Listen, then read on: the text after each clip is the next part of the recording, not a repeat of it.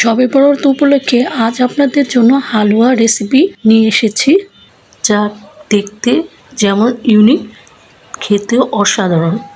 আমি এখানে দুই ধরনের হালুয়া রেসিপি আজ আপনাদেরকে দেখাবো। একটি হলো জেলি হালুয়া, আরেকটি হলো বিটরুটের আর সুজি দিয়ে একটা হালুয়া, যা খেতে অসাধারণ।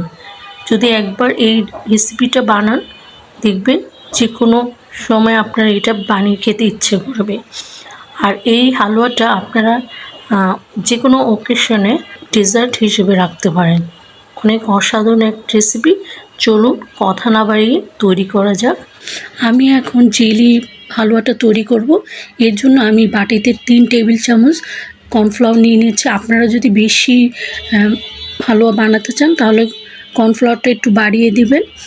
আমি এটাকে অল্প অল্প পানি দিয়ে গুলিয়ে নিচ্ছি, ভালোভাবে গুলিয়ে নেব। ভালোভাবে গুলিয়ে নিচ্ছি। গুলিয়ে এটাকে আমি এক পাশে রেখে দেব। আমি চুলাতে একটা ফ্রাই প্যান বসিয়ে দিয়েছিলাম। এর মধ্যে 1 কাপের মতো পানি বসিয়ে রেখেছিলাম। পানিটা ফুটে উঠেছে। এখন আমি এর মধ্যে 1/2 কাপের মতো চিনি দিয়ে দিলাম। চিনিটা গলে গেলে এর মধ্যে যে কর্নফ্লাওয়ারটা গুলে রেখেছিলাম সেটাকে দিয়ে দেব। দিয়ে অনবরত নাড়তে হবে যেন নিচে না লেগে যায়, কারণ এটা দ্রুত ঘন হয়ে যায়। নাড়া বন্ধ করবেন না। দেখেন কতটা ঘন হয়ে গেছে। এর মধ্যে আমি কিছু বাদাম কুচি দিয়ে দেব। এখানে আমি পেস্তা বাদাম আর কাঠবাদাম নিয়েছি। আপনারা যে কোনো বাদাম নিতে পারেন, যেমন কাজু বাদাম, চীনা বাদাম, যে কোনো বাদাম নিয়ে দিতে পারেন এর মধ্যে। তারপর দিয়ে দিলাম সামান্য একটু ফুড কালার। এটা আপনাদের অপশনাল, দিলে দিবেন, না দিলে সমস্যা নেই, এমনিতেও সাদা করেও করতে পারেন। দিয়ে আমি এটাকে ভালোভাবে ঘন করে নেব। ঘন হয়ে গেলে আমি এটাকে সেট করার জন্য একটা বাটি নিয়ে নিয়েছি। ওই বাটির মধ্যে আগে থেকে ঘি ব্রাশ করে রেখেছিলাম, ওটার মধ্যে ঢেলে দিলাম। ঢেলে এটাকে সেট করার জন্য আমি রেখে দেব। এর আগে আমি একটু বাদাম দিয়ে উপরে সাজিয়ে দেব। দেখার সৌন্দর্যের জন্য আমি বাদাম কুচিটা একটু সাজিয়ে দিচ্ছি। আর এটা যদি না দিতে চান সমস্যা নেই, আপনারা এমনিতেও রেখে দিতে পারেন। এটাকে আমি ভালোভাবে বাদাম দিয়ে সাজিয়ে দিচ্ছি। দিয়ে এটাকে আমি আধা ঘন্টার জন্য ফ্রিজে রেখে দেব সেট হওয়ার জন্য। আধা ঘন্টা পর আপনাদের দেখাচ্ছি কেমন হয়েছে। আধা ঘন্টা হয়ে গেছে। আমি এটাকে মোল্ড আউট করে আপনাদের দেখাচ্ছি কেটে কেমন হয়েছে। দেখেন কতটা সফট এবং জেলি হয়েছে। এটা খেতে অসম্ভব মজা। একবার হলে বানিয়ে খাবেন আর আমাকে কমেন্টস করে জানাবেন কেমন হয়েছে। আপনাদেরকে দেখাচ্ছি একটু তুলে কেমন হয়েছে। দেখুন কতটা জেলি, নাড়ালে ঝুলছে এরকম জেলি হয়েছে। আর খেতে তো মাশাআল্লাহ অনেক মজা হয়েছে। এটা তুলে দেখাচ্ছি কেমন হয়েছে। দেখুন কতটা লোভনীয়। অবশ্যই বানিয়ে খাবেন আর আমাকে কমেন্টস করে জানাবেন কেমন হয়েছে। এখন আমি দ্বিতীয় হালুয়া তৈরি করার জন্য এখানে আমি একটা বিটরুট নিয়েছি। এটাকে ছিলে ভালোভাবে ধুয়ে নিয়েছি। এটাকে আমি টুকরো করে নেব। তার সাথে আমি সুজি নিয়ে নিয়েছি। বিটরুটটাকে আমি ভালোভাবে ছোট ছোট টুকরো করে কেটে নেব।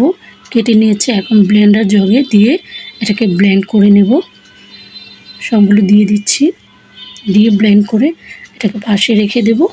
এখন ফ্রাই প্যানে আমি ঘি দিয়ে দিলাম। এটা অবশ্যই ঘি দিয়ে তৈরি করার চেষ্টা করবেন।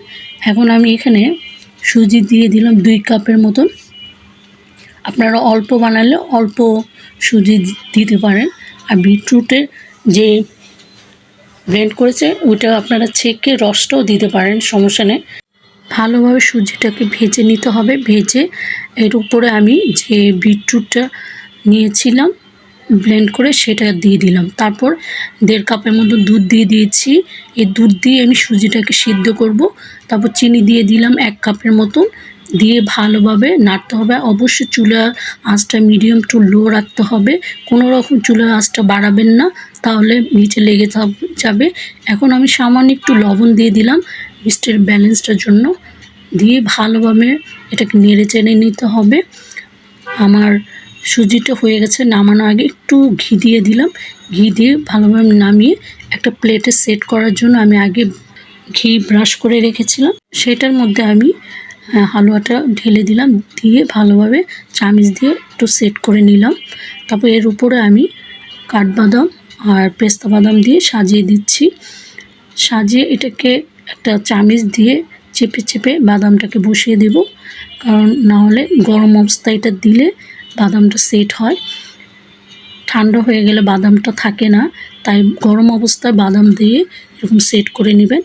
1 ঘন্টা পর আপনাদেরকে দেখাচ্ছি হালুয়াটা ঠান্ডা হয়ে কতটা টাইট হয়ে গেছে। আমি একটু কেটে কেটে দেখাচ্ছি, আপনারা আপনাদের ইচ্ছে মতন কেটে নেবেন, যে যেরকম শেপ দিয়ে কাটতে পারেন।